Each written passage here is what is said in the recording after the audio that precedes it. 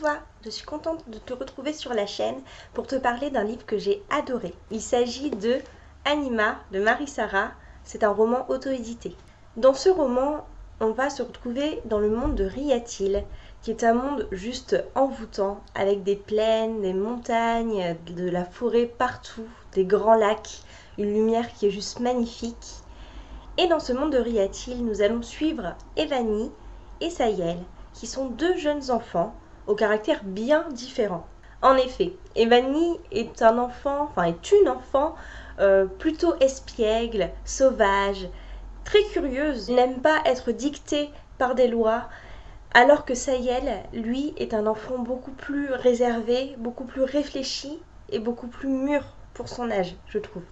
Evanie et Sayel vivent dans le monde de Riatil et il y a quelque chose d'assez énigmatique dans ce monde, c'est qu'en fait, il n'y a aucun autre enfant que eux deux. Quand ils vont au village, ils voient en fait les villageois avec les yeux vides, comme vidés de leur âme, et aucun autre enfant. Donc ils se posent forcément plein de questions, et ces questions, ils les posent à leur mère, Soria. Soria est juste une femme exceptionnelle. Elle est reine depuis, à ce que l'on comprend dans le roman, depuis assez longtemps, depuis son plus jeune âge.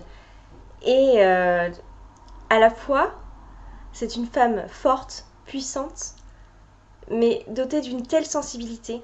On sent qu'elle a traversé tellement de choses, cette femme, et elle est touchante. Franchement, c'est un de mes personnages préférés à l'intérieur de ce roman, de ce premier tome, et je sens que dans les seconds, elle va vraiment se dévoiler encore plus, parce qu'on sent qu'elle est fragile. Elle a vraiment une fragilité qui nous touche et qui nous bouleverse.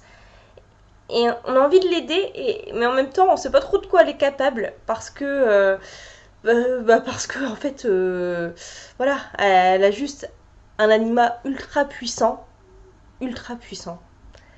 qui prend possession un peu de tout son être. L'anima, c'est quoi? L'anima, c'est un animal qui nous est rattaché. Donc par exemple, dans ce tome, je pense que c'est pas trop un spoil, certains personnages ont des dragons. Et ça, c'est trop classe. Un anima, c'est vraiment un animal qu'on a tout le temps avec soi, on ne peut pas s'en séparer, il fait vraiment partie de nous, et si on s'en sépare, ça craint vraiment pour notre vie. On risque de mourir. Il y a également Tanus. Alors là, ce personnage, c'est un mage, c'est le mage de bataille de Soria. C'est un vieux monsieur. Vraiment la représentation des mages comme vous l'imaginez très bien, avec des longues barbes, des grands chapeaux, voilà, des lunettes, toujours avec un livre dans la main. Et lui, je l'ai trop adoré parce que j'ai notamment adoré son anima. En fait, son anima, c'est une... Oula, il y a beaucoup de lumière de ce côté-là, du coup on voit rien. Donc, je disais, Tanus a un anima que j'ai adoré, et il s'agit de Rosaline, qui est une petite souris. Et en fait, elle vient toujours là, comme ça, dans son épaule, ici, et elle se cache là. Et j'ai trouvé ça trop mignon, j'ai adoré. Pour continuer l'histoire, parce que là je vous parle directement des personnages, je suis tellement enthousiaste. Donc, pour continuer l'histoire, en fait, Evanie et Sayel vont devoir participer à une quête, qui est la quête des animas. Et la quête des animas, en fait, c'est une tradition ancestrale qui est portée par le peuple des Tuatils. Les Tuatils sont le peuple gardien. Ils gardent non seulement les traditions, mais aussi la terre sur laquelle nous vivons. Pour eux, nous sommes la terre et elle est nous. Nous sommes le ciel et il est nous. Enfin, les éléments sont vénérés ici, mais aussi les animaux. Voilà pourquoi les Tuatils sont ceux qui maintiennent la quête de l'anima. Ce sont les seuls à avoir cette connexion naturelle et évidente avec la terre et ses habitants, qui permet de recevoir des messages concernant même des personnes hors de leur peuple. Sayel et Evanie vont faire cette quête pour trouver, dans un premier temps, leur anima. Alors ça, j'adore. Parce que pendant toute la lecture, on se demande, mais quel va être l'anima d'Evanie? Quel va être l'anima de Sayel? Et voilà, ça nous donne beaucoup d'imagination. Et moi par rapport au caractère sauvage d'Evanie, je me suis dit, que je la verrais bien avec un anima un peu comme un loup géant, un peu comme la famille Stark dans Game of Thrones. Je trouve que ça lui irait tellement bien parce qu'elle est tellement sauvage et en même temps elle est tellement forte et je sais pas, elle dégage quelque chose de féroce et de sauvage. Donc je me dis, voilà, si c'est ça, si dans le second tome on sait et que c'est ça, franchement, oh, je serais trop contente. Trop contente. En ce qui concerne l'écriture de Marie-Sara, j'ai juste adoré. Franchement, ça a été un coup de cœur dès les premières pages. Une écriture tout en rondeur, en poésie. Elle a vraiment l'art de décrire les paysages, les atmosphères. Il y a plein de moments où on se retrouve dans une atmosphère venteuse, avec de la tempête, des orages, de la pluie. Et en fait, on s'y croit trop.